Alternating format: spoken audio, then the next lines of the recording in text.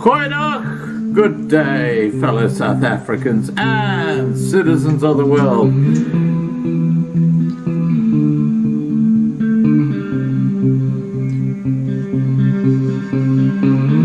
I've been looking around for salvation. I've been looking around for the truth.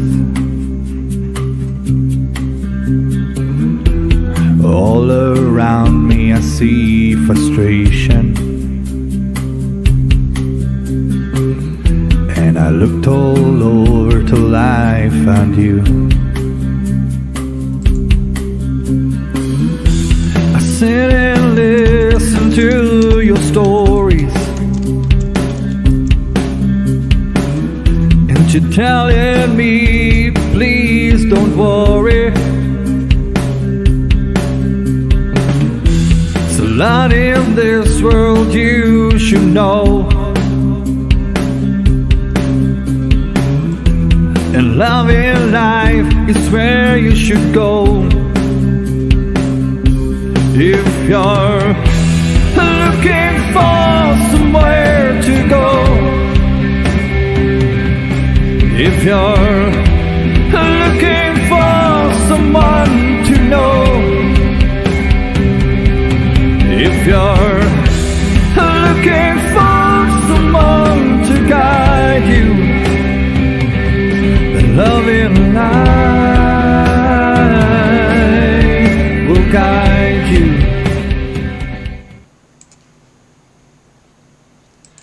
Goeienaand, good evening, fellow South Africans and citizens of the world, and welcome to tonight's live stream. And of course, tonight I'm talking to Pearl Kupe, and we're going to be talking about this legalization of prostitution in South Africa and how that's going to impact the country generally.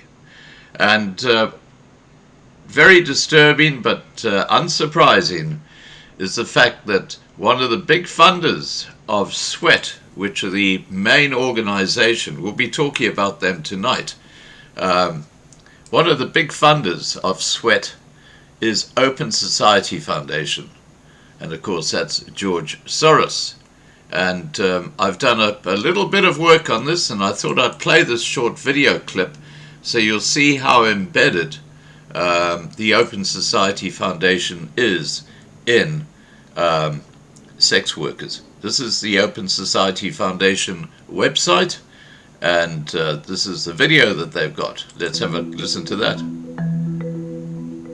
I started sex work because I needed money, like everybody else in the world.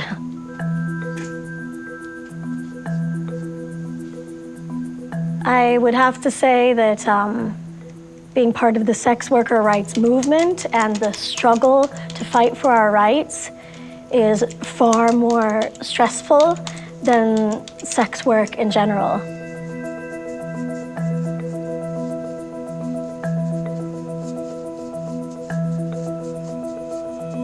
We're forced to act like criminals, even if we're technically not. So in Ireland, we have the Swedish model. The way that I work is technically legal. I sell sex indoors and alone, which is the only way that it's legal. But because my clients are criminalized, because working with a friend would be illegal, because hiring anybody for security or to manage my bookings, because of any of these things are illegal, even advertising is illegal, we're forced to interact with society and with everybody around us like we ourselves are criminals. All right, I'm going to leave it at that. It burbles on for a few minutes, and I think you get the idea that highly embedded in this drive for legalizing prostitution is George Soros, and that's unsurprising, but it is a fact. All right, let me get Pearl Kupe on and we'll get this discussion going. Here we go.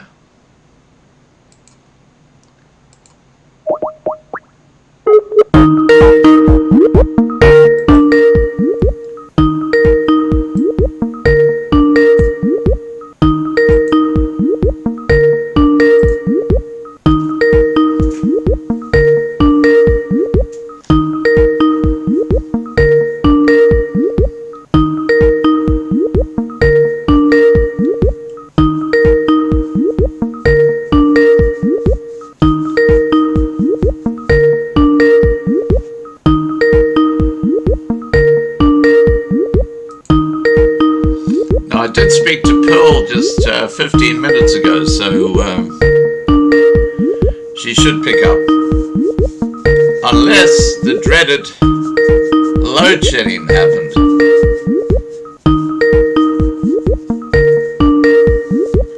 Let's see what happens.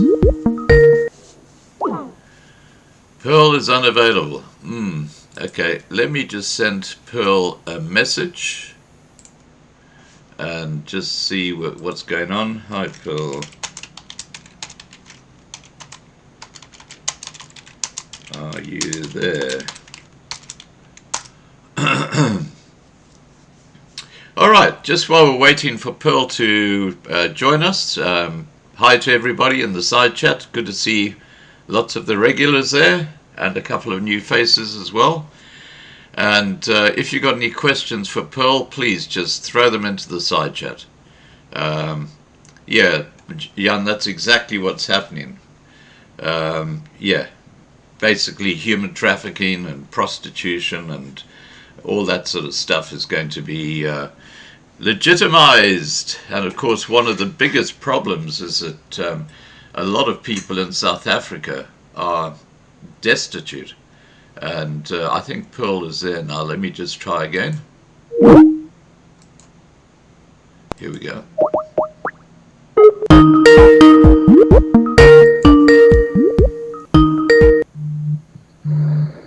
Hi, Pearl. Hi, Scott. Sorry about that. That's not a problem. Okay, I'm good. I was you were calling me on my phone, and I realized my laptop, apparently it signs you out, and you have to get a code. So I had to go through all sorts of. Oh, okay. Yeah, if you don't use it for a while, then you have to verify with your email, and then they have to send you a code. So sorry about that. That's not a problem. They always make it a little bit tricky. Well, you're looking stunning as usual. Oh, thank you. And thank you, and happy birthday. Oh, thank you. Yeah. 68. Don't remind me. Yeah, listen, I'm not too far. I turned 60 in December, so you've got a long way to go. I'm reaching out to 70 now. I mean, it's just less than 2 years, and I'll be 70. My gosh. Yeah, but people who are always busy, I mean, age doesn't even have a chance to sit on them. Yeah. Absolutely. Now tonight we're going to be talking about a very sensitive issue, but a very important issue, and that is ladies of the night, as they're called, or prostitutes. And I actually played a very short video clip at the intro, which was from the Open Society Foundation, where they're pushing for the legalization of prostitution. And we'll get into their involvement with some of the organizations in South Africa pushing for prostitution in a second. But let's look at the core of this whole thing. What is the proposed bill to legalize prostitution all about? Well, the bill, first of all, maybe start off with a little bit of a history, is that as far as I know, there's been a push to legalize prostitution from 2010. I remember in 2010 there was an overt, real push, especially from two organizations. One organization known as Sisonke and another organization known as Sweat, and as well as the ANC Women's League. In fact, Scott, the ANC recently came out through their Deputy Secretary General to defend their decision to legalize prostitution. Wow. I and many others who had been on the media, on the news, really trying to mobilize people to make submissions against it. The ANC Deputy Secretary General actually came out to defend their decision to make this bill. So it's been since 2010. Since about 2010, another attempt was made in 2012. ANC Women's League, like I said, was also involved. Yeah. And the ANC government has also shown that they are in full support of this bill. And but it has never come to this point, Scott, where a bill has actually been proposed. It was simply at the point of just wanting to mobilize people, wanting to lobby, and do all of that. So now, this time, December the 9th, it was, I believe, December the 9th, if my memory serves me correct, is when they now released a bill. So they've already made a draft bill, and the deadline was on the 31st of January. And they released a bill proposing, I mean, we can go into all the technicalities, but the sum total of it is basically the proposal of the bill is to decriminalize prostitution, which is another way of saying legalize prostitution, because once you decriminalize something, you actually legalize. Yeah. Yeah, it's legal. Sometimes people make a play on words just to confuse you. Instead of saying legalize prostitution, because for some it may, provoke something, they'll rather say decriminalize. But when you make something, when something is no longer illegal, it means it's legal. So it's just a play on words. So yes, people were given until January the 31st to make submissions. And essentially, it will then have the effect of legalizing prostitution, which means prostitutes who are out there will be able to ply their trade wherever. And the reasons really that have been advanced for so doing, really there's no substance to the reasons. They are claiming that it's to safeguard the health and safety of prostitutes. And what they are alleging is that because it's illegal, prostitutes are being beaten, prostitutes are being subjected to some very violent, kind of treatment. And because it's illegal, they're saying prostitutes cannot seek help. So there's part truth in that. It's a part truth, Scott. Yeah. And what makes it a part truth is that, are they being beaten? Yes, they are being beaten. And they are being subjected. But gender-based violence is just rampant right throughout South Africa. So it's not just prostitutes. Yeah. And let's remember that Ramaphosa a couple of years ago said that his government was going to tackle gender-based violence, and they never did. Well, he issued a whole state of emergency. There was a state of emergency that was released 3 months before COVID. So before the so-called COVID hit, I think it was October and November, he declared gender-based violence against women to be a national emergency. And then 3 months later, it was alleged to be COVID. Nothing was done, Scott. Yeah. When it was gender-based violence. In fact, recently, a very tragic case of another young girl who was killed by an ex-boyfriend. Nakolo is her name. Yeah. Wasn't even dating the guy, just killed beautiful young lady, and he just murdered her. And this is becoming the norm in society. So that's why I always kept saying it boggles the mind that gender-based violence against women was considered to be a national emergency before the Disaster Management Act for COVID was implemented. But the speed and thoroughness with which the government acted to COVID, and yet they did nothing about when women were being killed. There was lethargy, there was complacency, there was no action. But all of a sudden COVID hits, and I don't know whether it's just because women were dying that there was no real effort, no political will that was put into protecting women. So, but like you rightly said, Scott, gender-based violence is an issue in South Africa. South Africa features in the top 5 nations in the world where gender-based violence, rape, all those things, sexual molestation, we are in the top 5 nations in the world. So it's not just prostitutes. But aside from that, Scott, aside from the fact that gender-based violence is quite common and rife in South Africa, there's the added point, Scott, of the aspect of the nature of prostitution, which contributes. So what I'm saying is that whether it's legal or not, by its very nature, it is going to have violence. Yeah. Even if you make it legal, it is going to be violent, because prostitution comes with a number of other activities. It's connected to other activities. It's not a single activity on its own. Where you find prostitution, you will also find drugs. Yeah. Most of the women who are prostitutes, many of them only are able to actually endure the long hours, the indignity of having to sleep with several men at a time, at the indignity of being exposed to all sorts of sexual diseases, STDs, gonorrhea, syphilis, terminal HIV. diseases like HIV, AIDS. Yeah. And then there's the aspect of, so there's drugs, there's alcohol.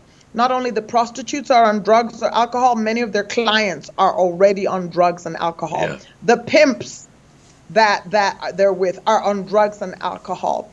And then there's the trafficking aspect of it. Yeah. So with prostitution, you don't just have prostitution. You have drugs, you have alcohol, you have trafficking issues. So the whole activity, it's an underworld mafia kind of whole thing. And so whether you make it legal, all you're going to do is be opening a door, a whole door to underworld activity. And what I keep saying, Scott, is that Hillbrow is where prostitution is currently being plied. Yeah. Many of the prostitutes ply their trade. Now, I'm told, I've only been living in South Africa for the last 21 years or so. I'm told before I came that Hillbrow was one of the best, classiest, it was lovely beautiful. city. I remember back in the Yeah. 1980s when I was in South Africa, in Johannesburg, and it had some beautiful restaurants. It had great shops. It was alive with people. It had all these apartment blocks, and it was just great. Now, Pearl, I just want to focus on something, because Sweat is funded by some very disturbing organization. I'm sharing a page with you. That this is, I'm not sharing this with everybody.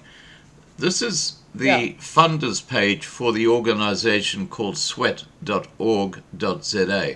First off, what does Sweat stand for?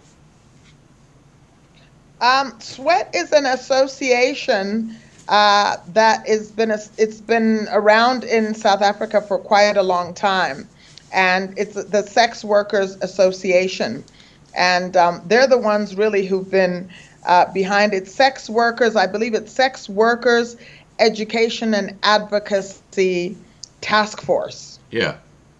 Now, look, if we look at some of those, these are the major funders. I've worked out that there are three different identifiable groups here. Overseas organizations, you've got, for example, Open Society Foundation. You've got VIIV Healthcare, which is based in the UK. You've got Bristol Myers, which is based in New York. And then you've got the Global Fund, or NACOSA. So that's like one group of people. And then you've got the Western Cape government, you've got the Gauteng province, and then you've also got here, where is it? Where's the third one? There's,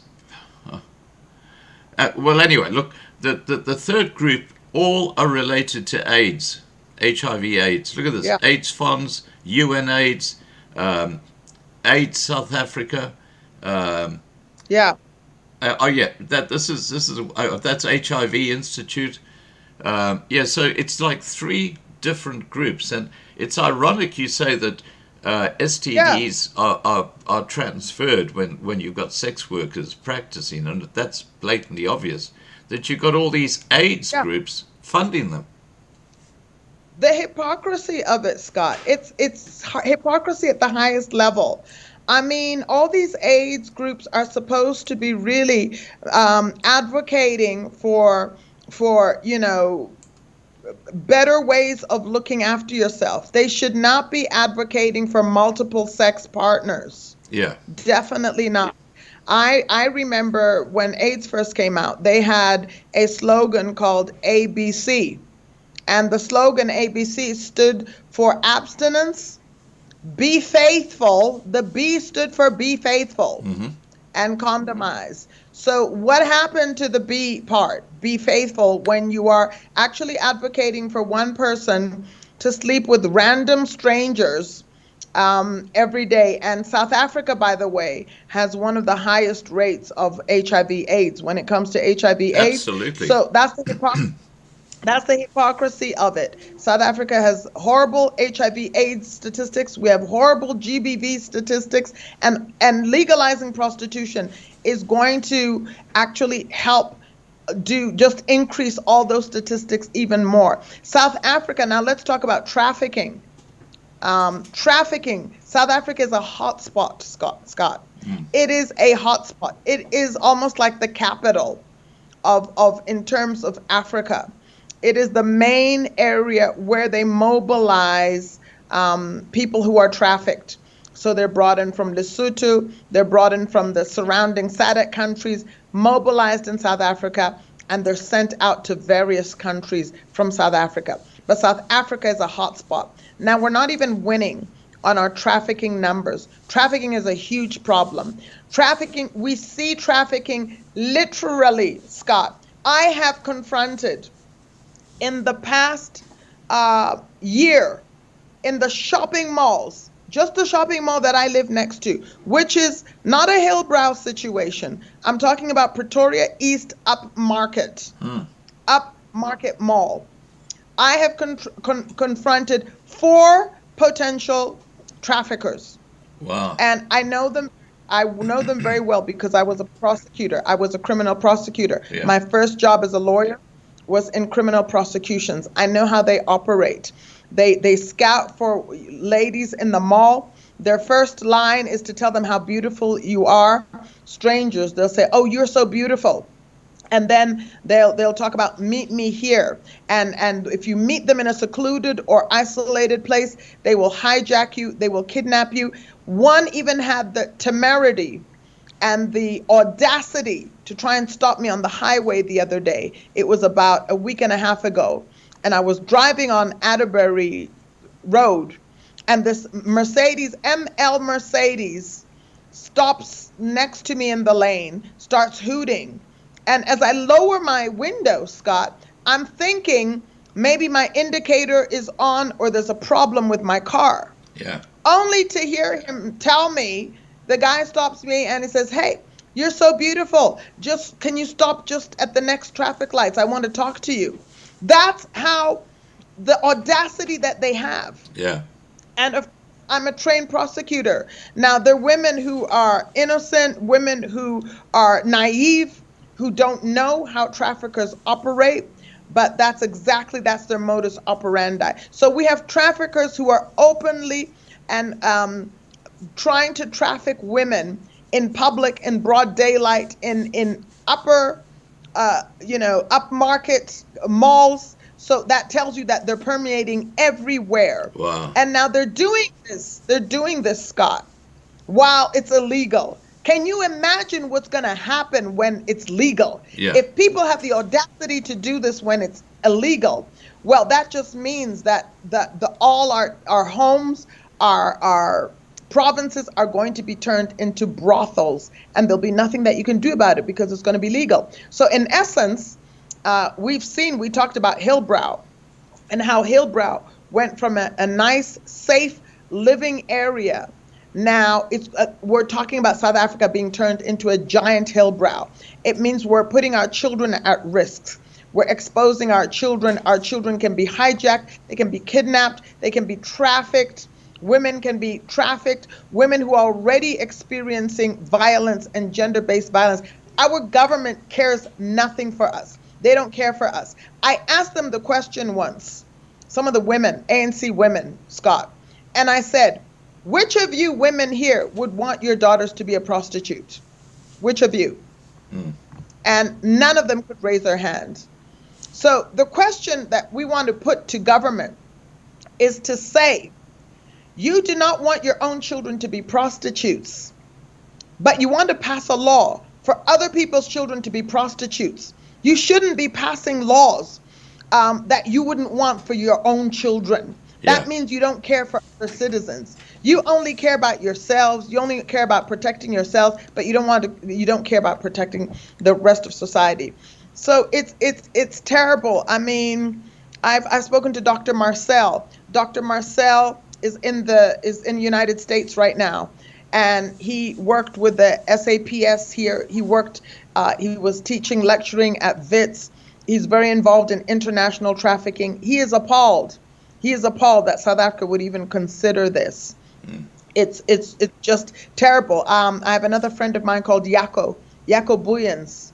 And Yako also is originally from South Africa, also based in the United States, I think in Texas.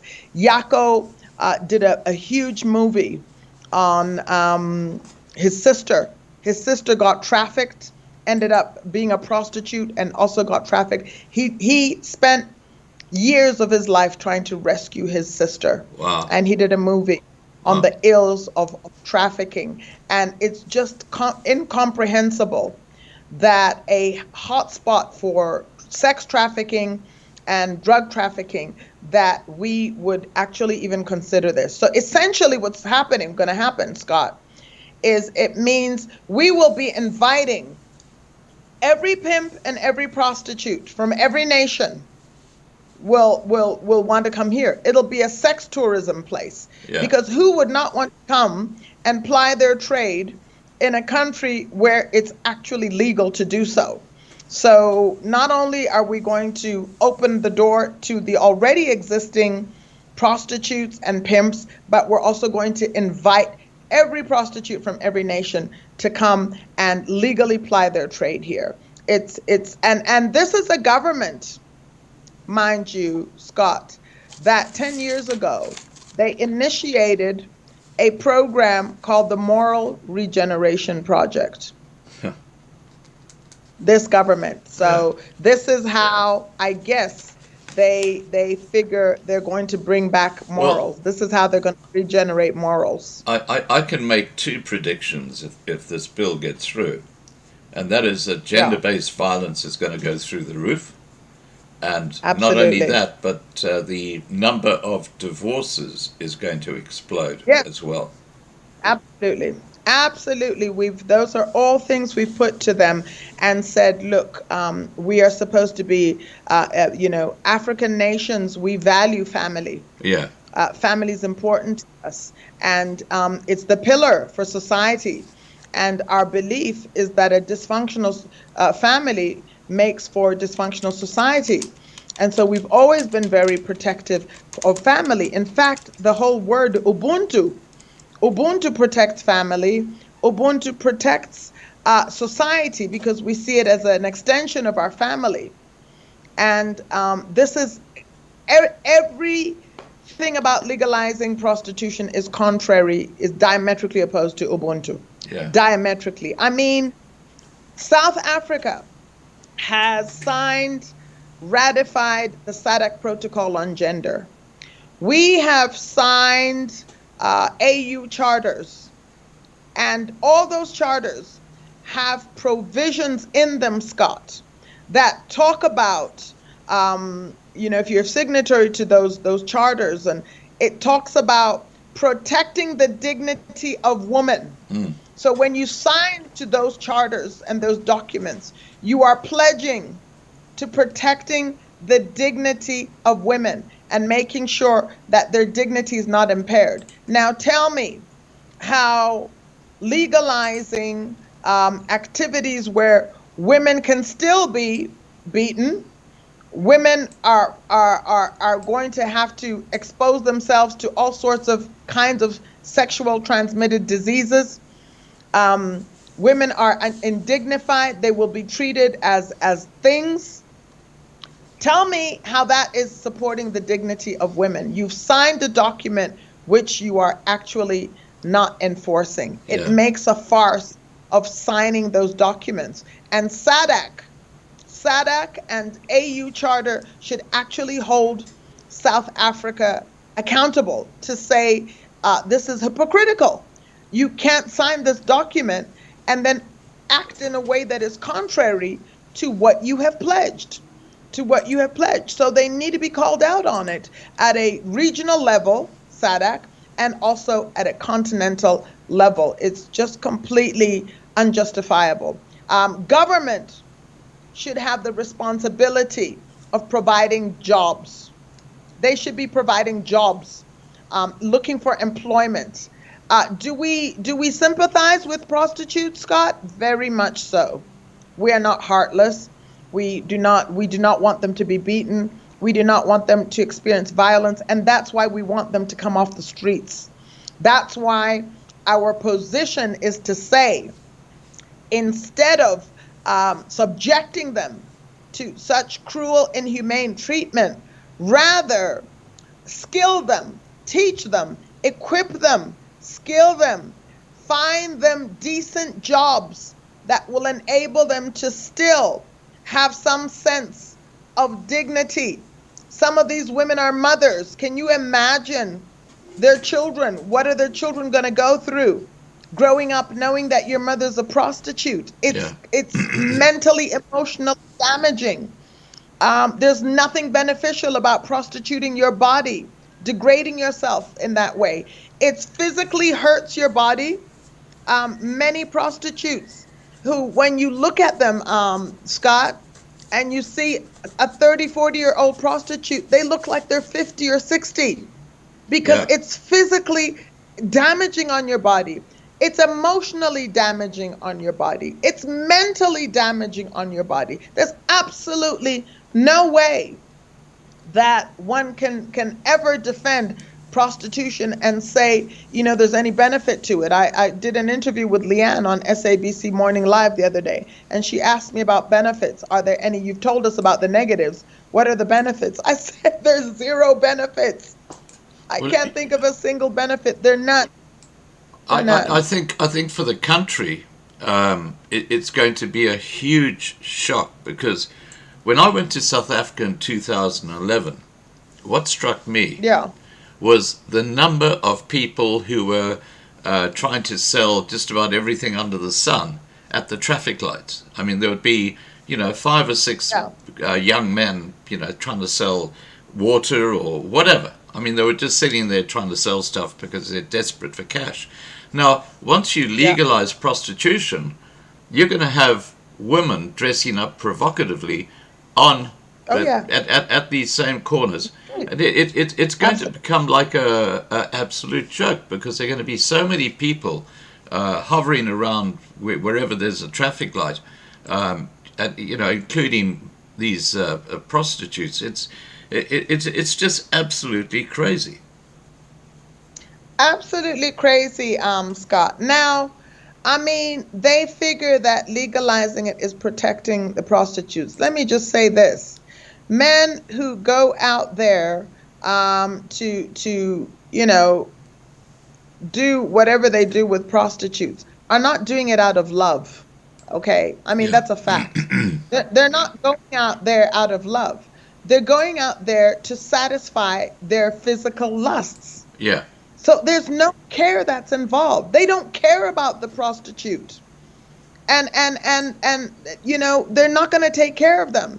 And some of them actually have real mental issues. Some of them have emotional issues. So now you're going to legalize. They're going out there. They're going out there, and I just think it's really appalling. I mean, there are no words for it. And I got to tell you that South Africa they're in shock, but I just hope that they will respond to it, because nobody can believe. I mean, people are asking, is the government in its right mind? And on top of that, Scott, there are countries out there like Iceland who have tried to decriminalize prostitution, and their trafficking statistics went sky high. And they had to reverse it. And so we have cases.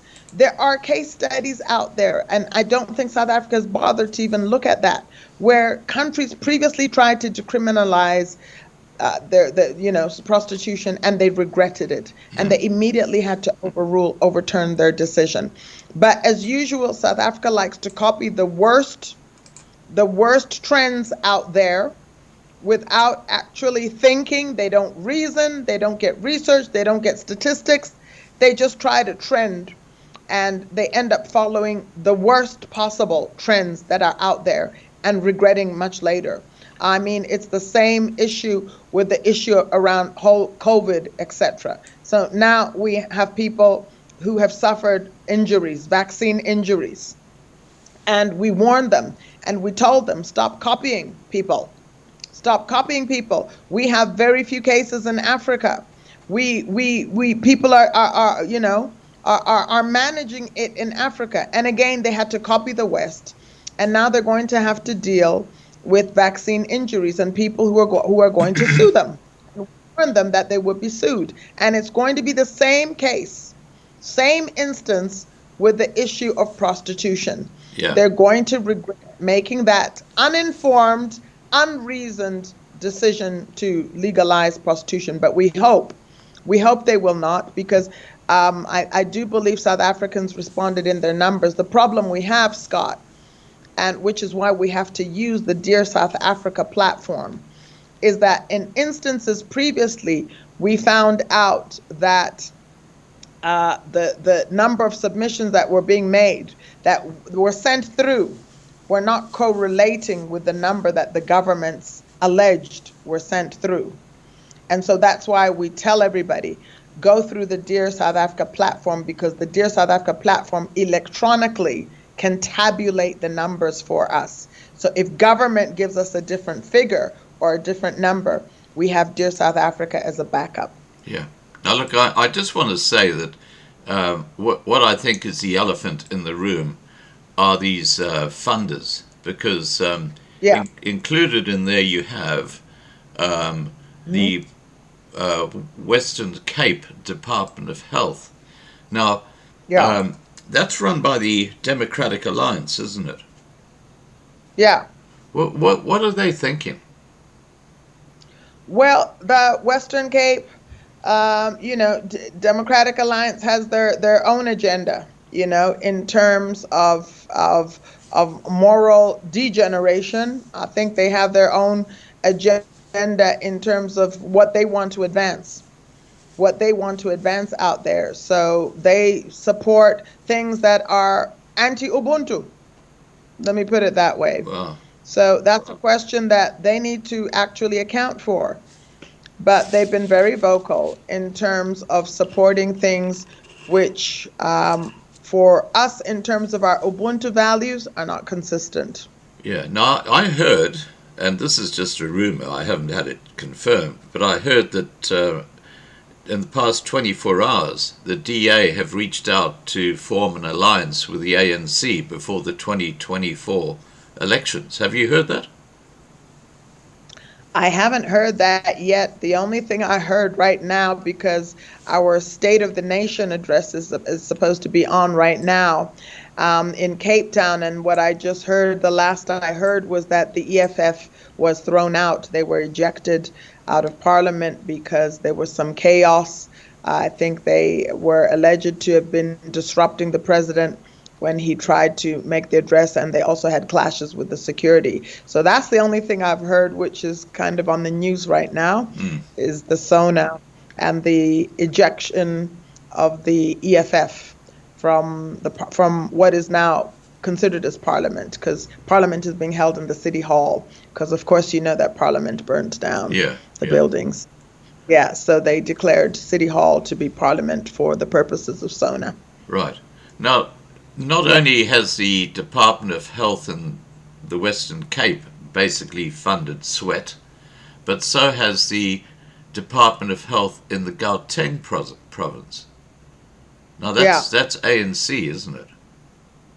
That's ANC, and like I said, ANC are actually the authors of this bill. So that's not surprising either. And, like I said, they recently came out to defend their decision. and they said they were bringing clarity, and the clarity that they said they were bringing was that they were protecting the prostitutes, which is absolute, nonsense. Yeah. It's absolute nonsense. You cannot protect a prostitute from an activity that, like I said, is inherently violent by legalizing it. You don't protect them by that. You protect a prostitute from a violent activity by removing her, or him in the case, because sometimes you have male prostitutes. You protect them by removing them from that dangerous environment, not by legalizing the danger. Yeah. It doesn't make sense. You don't legalize danger and say, I'm protecting somebody. You remove them from the dangerous situation. That's how you protect them. You provide them with jobs. You protect them and make sure that they're protected. You don't legalize the danger. It's just absurd. Yeah. Now, you made a point earlier that people will be coming to South Africa for the sex trade. Now, there's an example of this in the Asian area. There's a country called Thailand, where they've literally got, in Bangkok, for example, you can go into these little clubs, and you can hook up with a prostitute in 2 minutes flat, and that's one of their major trades now. As a result of this, the nation as a whole has completely degenerated, because and that's what's going to happen in South Africa. Not that it can degenerate much more than it already has. Well, there's one more step, and that's legalized prostitution. It's not just Thailand and Asia. In some of the islands, many people, especially people from the UK, I'm told, travel to some of the islands for the same sex tourism, and using it actually is a form of pedophilia, because many of them, all the pedophiles who cannot operate legally in United Kingdom or elsewhere, they normally will go to the Bahamas or some other island or some other place where because of poverty or else, people will end up getting involved in such activities. So there's some places really which have become sex tourism hotspots, and that's what the government wants to turn South Africa into. And mind you, we've always been known for our animals, our beautiful nation. This beautiful nation. You go to Cape Town, has always been the #1 tourist destination spot because of the mountains, because of the sea, because of the beautiful people, because of the bunny chow that you can go there and get, the culture of the people. And now they want us to be known because of the prostitutes. That's just awful. Absolutely awful. It is awful. And it says a lot about our leadership that, and I, what we want leaders who are accountable. We want leaders who are not corrupt. We want leaders who are self-servant leaders, who are not looking out for their stomachs, but who are able to actually look out for the welfare of the citizens. And when you endanger our children and put them at risk of being further trafficked, and you endanger our women, and put them at further risk, instead of taking them out of safety, you legalize their danger. Those are not people who should be in leadership. They need to be removed from leaders. We want leaders who have some sense of values. They have a value system. They have some sense of morality. Those are the leaders that we need and want in not only in South Africa, in every nation of Africa. We don't want morally bankrupt leaders. We don't want degenerate leaders. We want leaders who have Ubuntu and who have the future of this nation at heart, and who are interested in protecting the citizens of this nation. You know what really astonishes me is how morally bankrupt leaders are, not just in South Africa, in the UK, and here in Australia. Look at Joe Biden in America and his son Hunter. You look at Justine Trudeau in Canada. They're all morally bankrupt, and yet somehow they've become leaders. And I look at, seeing we're talking about the Western Cape and Department of Health and the DA, I look at John Steenhuisen, who had an affair with his best friend's wife when he was in Durban. And, you know, that just reflects the nature of the man and the organization. And last year they got a 80 million rand donation from the Bill and Melinda Gates Foundation, and the next thing, Alan Wind is pushing for kids to get the vax. You know that this is absolutely disgusting. Yeah, no, absolutely, absolutely.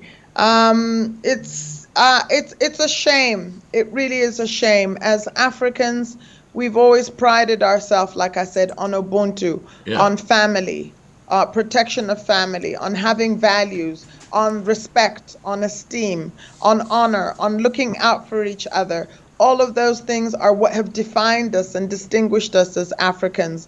And more you can see that we're losing that sense. We're losing our identity.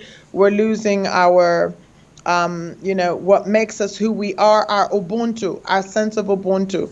And we're adopting cultures that are foreign to us and that have damaged the society.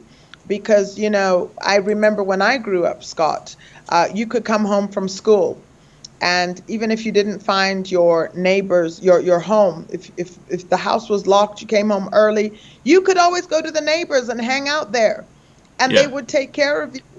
And they would feed you, and they would even bath you, and your mom would find you safe. That's part of our value system here in Africa. It's no longer. We've thrown away that value system, that family-based look out for each other value system, and we've adopted foreign value system where it's survival of the fittest, pushing individual interests, not caring for one another. And that is going to be the end of Africa as it is. Adopting foreign values that do not protect the family and society as a whole, and throwing out hundreds of years of our own values, which protect the family unit and protect children, all of that. We used to be a society who cared about each other. You would not have orphans in our society because it took a village to raise a child.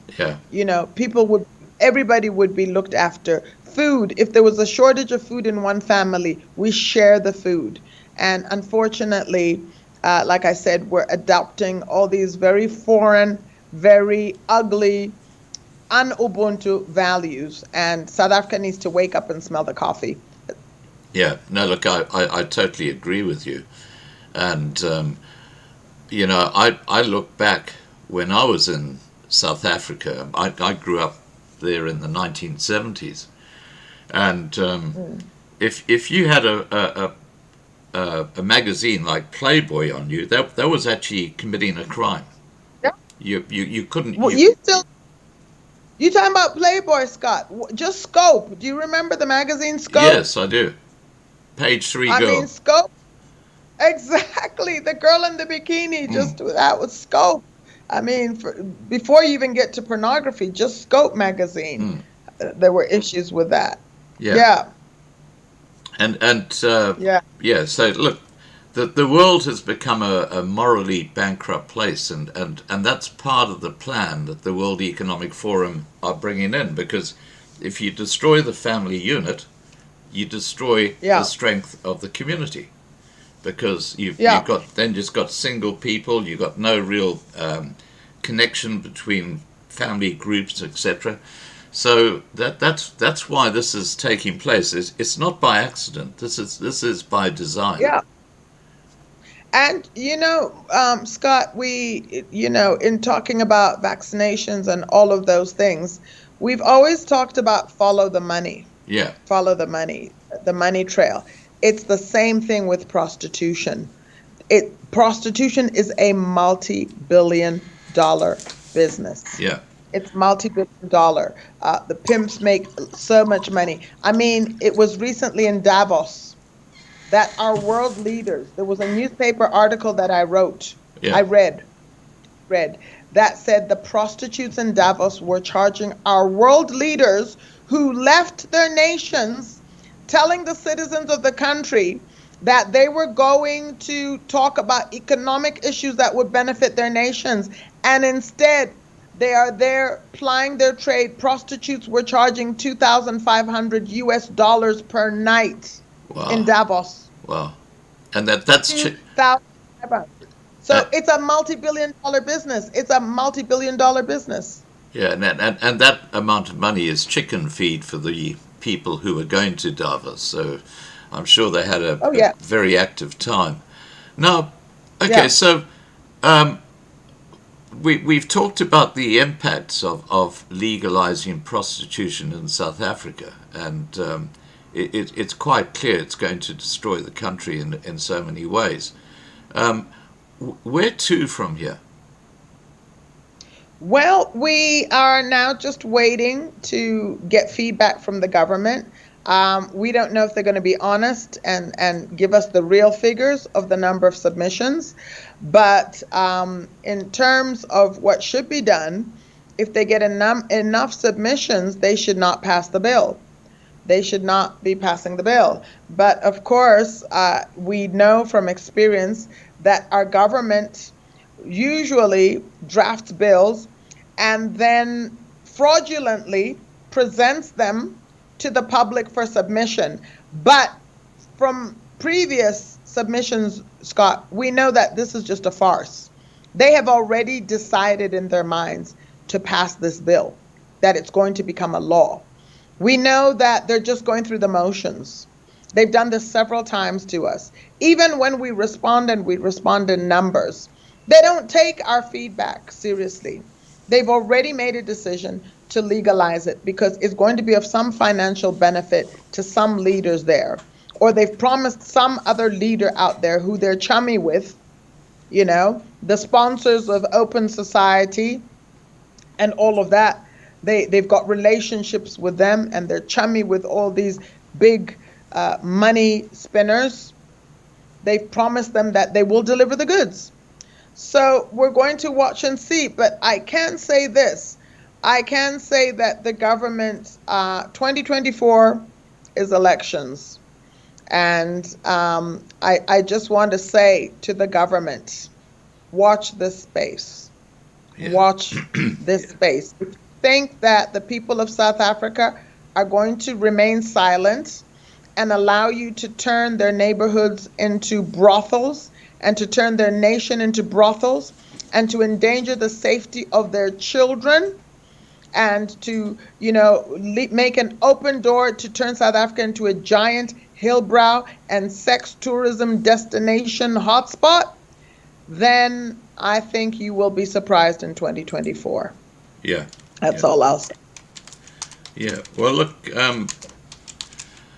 I find this such a disturbing subject because it is so demeaning for women, and I think one of the the factors that they haven't even thought about is the fact that because there's so much abject poverty in South Africa, that you're going to find husbands trafficking their wives. Oh yeah. Because they'll get some And money. their daughters. And their daughters. And their Even daughters, yeah. Yeah. It's just for shocking. sure. Just shocking. For sure. Like I said, Scott, I mean, you think, look at me. I'm a mature adult woman. And on 4 occasions in the past year, I've been approached by traffickers. Wow. What do you think they're doing with children? What do you think they're going to do with the children? Wow. And, each time I've said to the trafficker, I've said to them, I said, listen, I know who you, and they're all foreigners. Of all the 4 people, none of them were local South Africans. They're foreigners. So that's why I say there'll be more foreigners coming in to traffic. And each time I've confronted them and I've told them, listen, I was a former senior prosecutor. I know who you are. I know what you're up to. You are a sex trafficker. Each time I've said that to them, they take off. run, gone, Yeah. gone. Wow.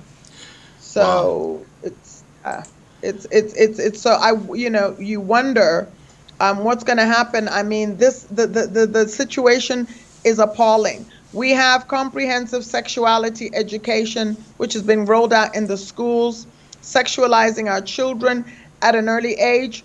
One of the offshoots of comprehensive sexuality education, Scott, is that now government wants to have unisex toilets in the schools.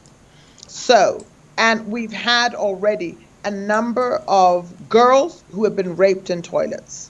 Well, They've look, been raped in toilets. that's So just a now recipe. they're saying, That's now they're just saying boys yeah. can go. Any boy, anybody can go into unisex toilets. So you've got legalized prostitution, you've got pimps on the hunt for girls to traffic, you've got men who can go into female toilets and now openly hijack those young girls who just go to the bathroom. It can just be hijacked and disappear, and the government has legalized all that. Yeah, look, the government's got so much to answer for, but I should make the point that it's not just happening in South Africa. This is happening around the world. In fact, in the UK, they're now looking at legalizing pedophilia. Oh my God. Yeah, just get your head around that. They're looking at legalizing pedophilia. It's been legalized in some nations. There's actually a group where they actually raise up young boys and in schools, and I mean it's not just even pedophilia. In some instances, it's with animals. It's also with animals. Gosh. They're looking to legalize that. So I don't know, Scott. Where to from here? Yeah, well, I mean the world is just going to a very bad space, but you know we do live in biblical times, Pearl. That's a reality, and well, seeing that more and more now for sure. Yeah, absolutely. Pearl, look, is there anything else you'd like to add to the discussion? No, Scott. I just feel that I would like to say to the citizens once again, I think we repeat this, it's a consistent theme in our talks, is to say that don't give up your right to speak out as citizens. Just because you're not a leader or a member of parliament, it does not mean you do not have a voice. Speak out, make your voice heard, use social media platform, make submissions when they're called for, the bills, etc. Organize yourselves. Let's mobilize. Let's lobby. Sisonke and the Sweat Group, they've been mobilizing for now 13 years, and look where it's gotten them. And yet they're a minority, Scott. It's a minority group that's been mobilizing consistently. They didn't give up. Yeah. So I'm saying those of us who are a majority, 89% Christian majority here in South Africa, people who have values, mobilize, don't keep quiet. What is it that saying, that proverb, Scott, that says all it takes for evil to persist is for good men to do nothing. For good people to keep silent. Yeah. When good men and women, when you do nothing, when you keep silent, you're opening a giant door for evil. Evil loves it when you're silent, when you're complacent, when you say nothing. That's when evil thrives. Yeah. So I want to appeal to South African citizens all over, not just in South Africa, to citizens around the world. Take a hold. You have a say. You have a right as a citizen. Just go out there and speak out. Mobilize your neighborhood. Mobilize the community. Once the government knows that you know what's going on, educate yourself. Sensitize yourself. Know the issues. Go on media. Use the platforms, whether it's TikTok or Instagram, WhatsApp, whatever. Mobilize people. We've seen in the nations where leaders who thought they were invincible and could not be removed were removed by people. Yeah. just the common man, common person. It's doable. You just have to make that choice, and you just have to be determined about it. So I want to say that to South Africans. It's doable. Let's speak out. Let's be a voice. Let's know the issues. Let's vote when we need to vote. No voter apathy in 2024. Let's make submissions when we need to make submissions. Let's lobby. Let's challenge government. Let's confront government. And let's let government know that this country belongs to the people. It does not belong to them. It is not their private playground to do what they please. It belongs to the citizens of South Africa, not to them. Yeah, They're not the custodians. I, They've been given stewardship. They've been given stewardship, but if they take that stewardship for granted, then that stewardship can be taken away from them. Absolutely. And I just want to raise the point that the this group called Sweat, which are principally behind this legalization of prostitution, have been empowered by, I'm just going to name and shame them, Open Society Foundations, the Western Cape Government Department of Health, VIIV Healthcare in the UK, Bristol Myers Squibb, the AIDS Healthcare Foundation, the AIDS Healthcare Foundation AHF, AIDS Funds Netherlands, Hands Off Project, the Global Fund NACOSA, the WITS Reproductive Health and HIV Institute, and the Department of Health in Gauteng, and finally the United Nations AIDS Program.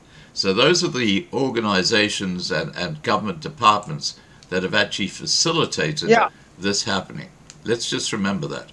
Yeah. Sweat has been around, I think, for about 20 years, and they've been in that time organizing sex workers, advocating for them and you know, for South Africa sex workers.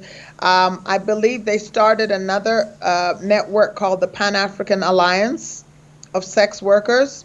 So they're not just looking to move in South Africa, they're looking to go out in South Africa. I also believe they're also in Kenya as well now. And they're also the ones who started the national movement of sex workers called Sisonke. So they're very focused on making sure that they not only push their agenda in South Africa, but they push it continentally.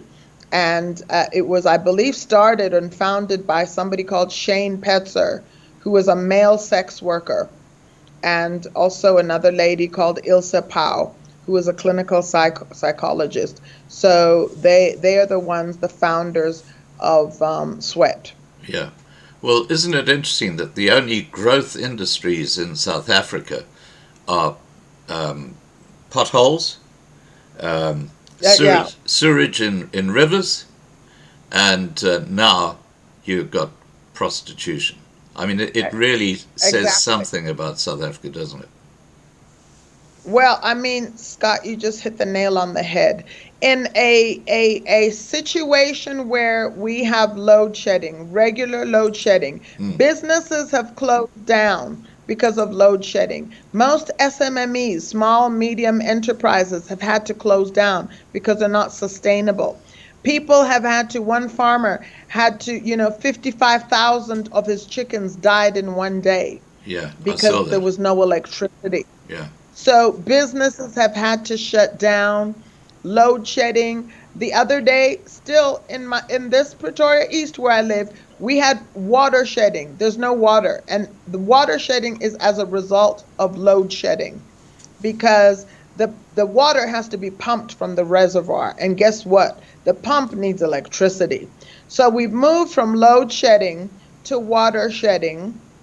On SABC, I heard the terminology the other day, road shedding, for the first time.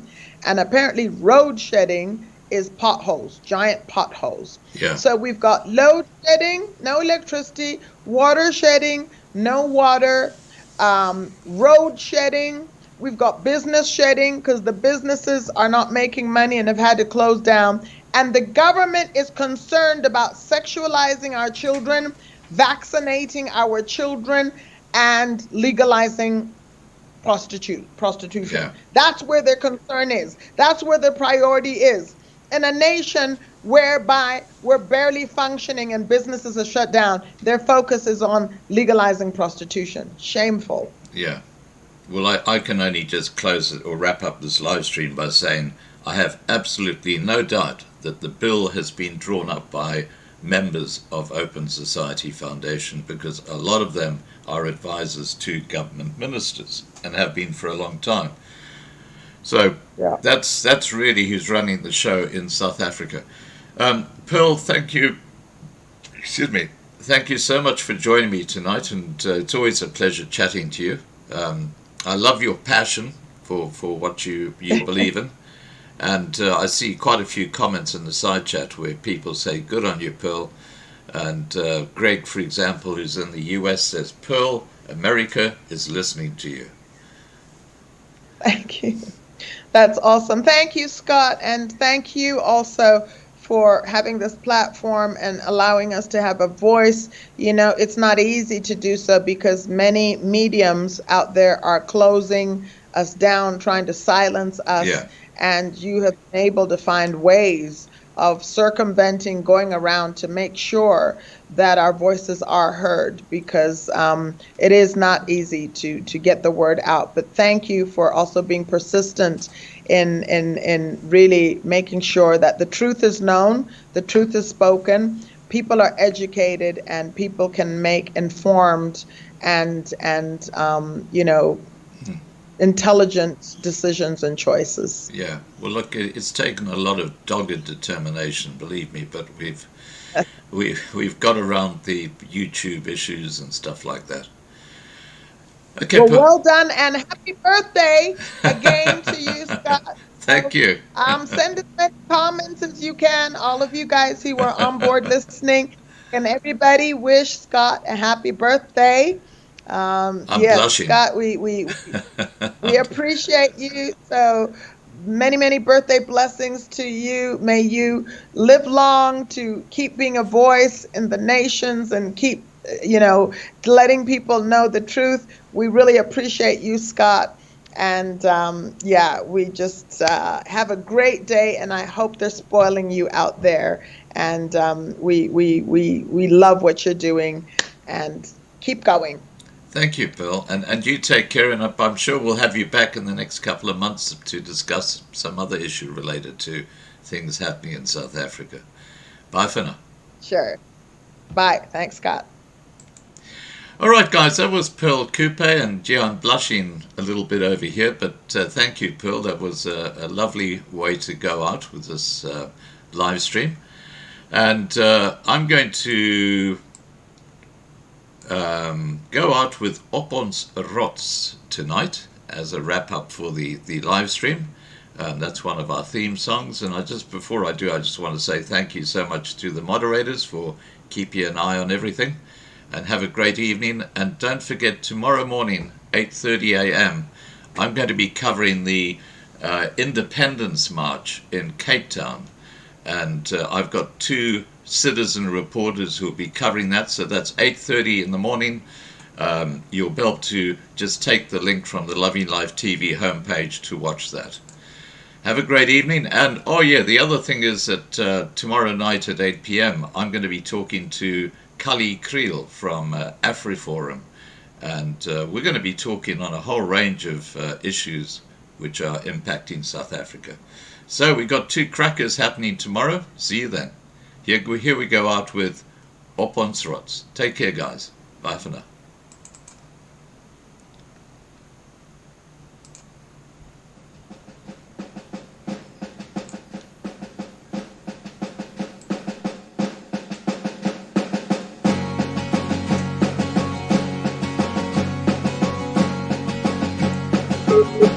Ons loop hand aan hand op goue warm sand, so baie wat ek wil hê, so baie dit brand.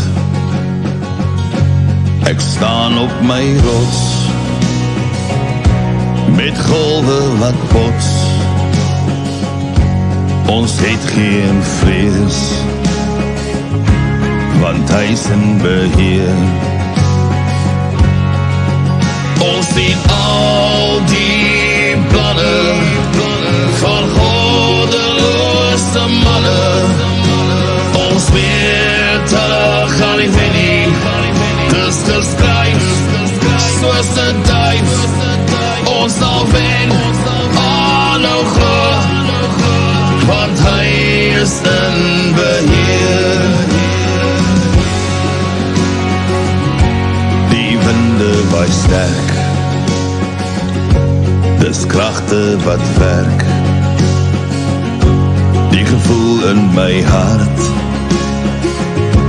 dis vrees wat wil brand. Ons is boere met trots,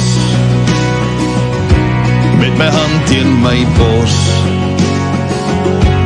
Ons ken geen vrees, want hy is in beheer. Ons sien al die planne van goddeloze manne.